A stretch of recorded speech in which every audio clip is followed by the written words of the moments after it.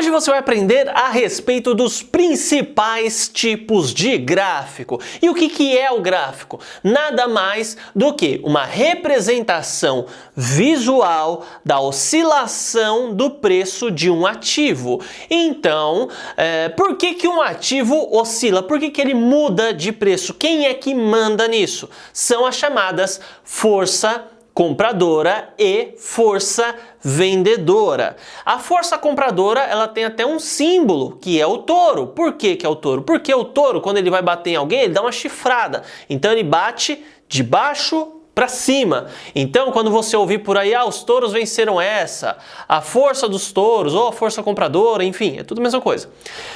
Já quando a gente fala a respeito de força vendedora, pessoas vendendo ou um determinado movimento de mercado, a gente usa a representação do animal urso. Porque o urso, quando ele vai bater em alguém, ele dá a patada de cima para baixo. Então, o preço começou em cima, terminou embaixo, os ursos levaram essa, os ursos ganharam essa. Mas efetivamente, o que faz o preço do Bitcoin ser $1? Alguém falou que o preço do Bitcoin é $1. Primeiro, a gente tem que entender que o preço do ativo tal, ou o preço do Bitcoin, ele fechou em qual tempo gráfico? Os tempos mais usados são o período de 1 hora, o período de 4 horas, o período de 1 dia, 1 semana e 1 mês. Você pode utilizar vários outros períodos, obviamente, eles são infindos, o tempo é infindo e a unidade de medida também, mas essas daqui são as mais utilizadas, né? Então, se alguém falar assim, o preço do Bitcoin nessa hora fechou a $1, isso significa que a última negociação que aconteceu do Bitcoin naquela hora, do período das 14 às 15 horas, foi $1. Então o preço pode ter subido, pode ter caído, pode ter muita gente colocando oferta de compra a $2, mas eles não conseguiram vender, não conseguiram achar ninguém que comprasse o Bitcoin deles a $2 e no fim das contas eles abaixaram a oferta ou apareceram outras pessoas que ofertaram o Bitcoin a $1, as negociações foram fechadas e no último instante a última negociação foi feita a $1. Então quando você compra ou vende o Bitcoin, as criptomoedas no contexto geral, nas corretoras, você não está comprando da corretora, você está comprando de uma outra pessoa que está colocando aquela ordem lá, tá? Agora, tendo essa informação em mente, a gente já pode partir para o nosso primeiro gráfico, que é o gráfico de linha. Como funciona? A gente tem aqui o nosso plano, né? E a gente tem aqui o preço de $1, o preço de $2 e o preço de $3. E no meio desse caminho a gente tem também o período de tempo. Então qual tempo a gente vai selecionar agora? Vamos selecionar o diário? Beleza. Então qual foi o fechamento do preço do Bitcoin no dia tal? Daí você vai aqui na unidade de medida de tempo e vê, o Bitcoin fechou a $1. Daí a gente tem um pontinho aqui, foi o fechamento naquele dia. Depois, no dia seguinte ele fechou a $2. Tá. E no outro dia ele voltou para $1 e depois ele fechou a $3 no outro dia.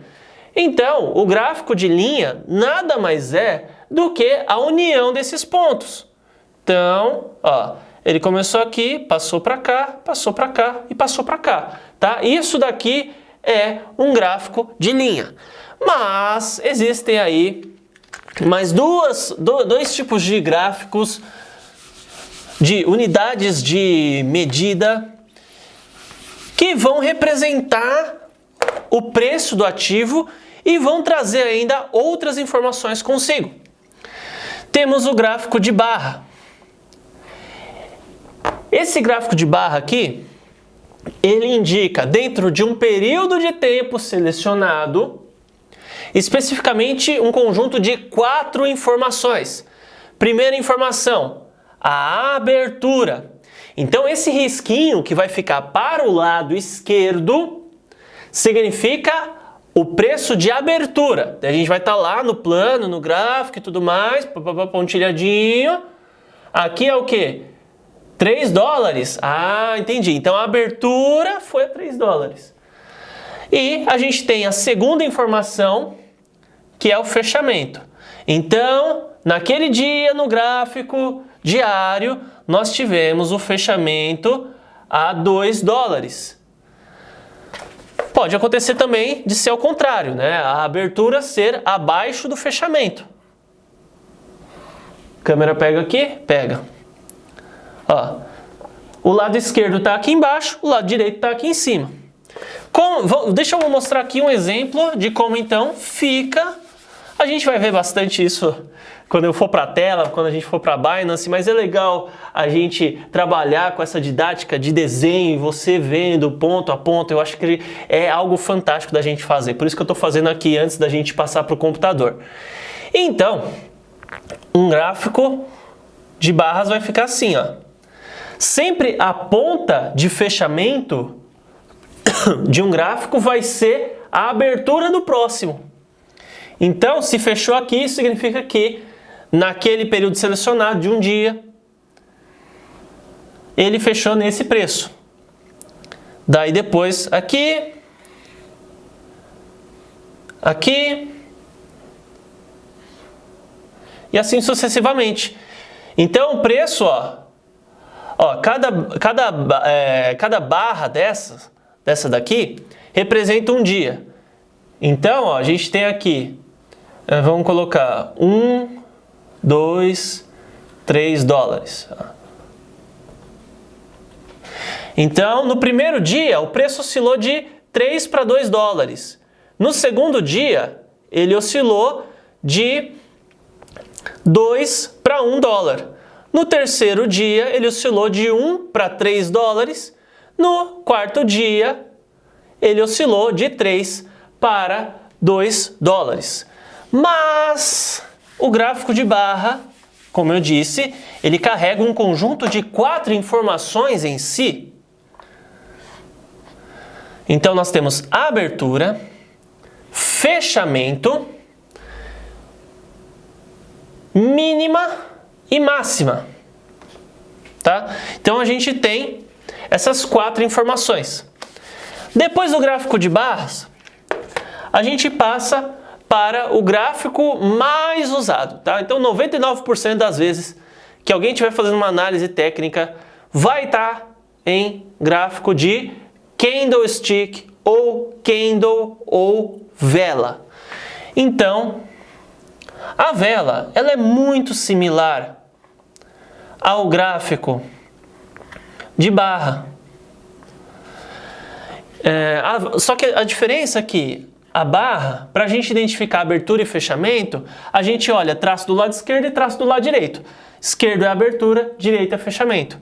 Quando a gente olha para o gráfico candlestick, a gente vai observar a cor dele, ou dependendo da maneira com a qual você selecionar, vai ser o contorno dele, tá? Mas normalmente o gráfico vermelho, tá? O candle vermelho, ele vai representar a informação de que a abertura foi em cima e o fechamento foi embaixo. O gráfico verde, por sua vez, vai representar o touro, força compradora. Então, tivemos uma abertura aqui embaixo e o fechamento aqui em cima. E aqui nós temos as mínimas e as máximas. Então, o preço ele fica sempre oscilando, para cima e para baixo, para cima e para baixo.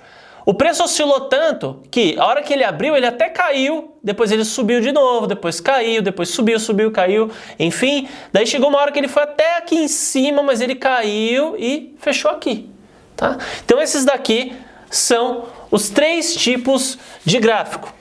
Gráfico de barra, gráfico de linha e gráfico de vela ou candle. Ah, e eu não falei. Isso daqui, esse rabicho aqui, se chamam de sombra mínima, sombra máxima ou pavio superior e pavio inferior, tá? E com isso, eu espero vocês aí na nossa próxima aula.